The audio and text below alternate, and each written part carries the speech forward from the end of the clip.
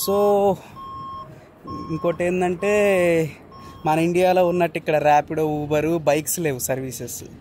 అంటే అక్కడ పాపం కార్ అతను వాటర్ స్ట్రగుల్ అవుతున్నాడు, అర్థమవుతుందా? కార్ టైర్ పైకి పెడిస్ట్రైన్ మీద ఉంది, కార్ ఏమి ఇలా ఉంది.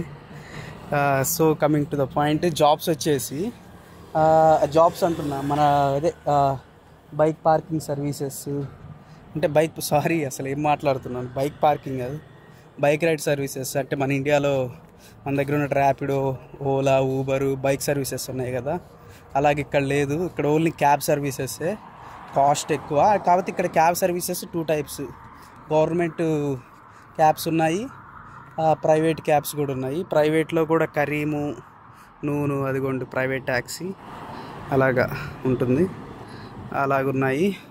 అయితే రేట్స్ ఎక్కువ. సో స్టార్టింగ్ ఎవరైనా స్టూడెంట్ పర్పస్ మీద ఇలా వస్తే ఆర్టీఏ ఉంటుంది, ఎవ్రీ స్టాప్ ఉంటాయి. జస్ట్ గూగుల్ మ్యాప్స్లో నియర్ మీ ఆర్టీఏ స్టాప్స్ అని కొడితే నీకు ఉంటుంది. ఇంకా ఇక్కడ ఏంటంటే ఆర్టీఏకి నోల్ కార్డు కావాలి. నువ్వు ఏ జనరల్ స్టోర్లోకి వెళ్ళినా నోల్ కార్డు ఉంటుంది, జస్ట్ రీఛార్జ్ చేసుకొని యూజ్ చేసుకోవటమే.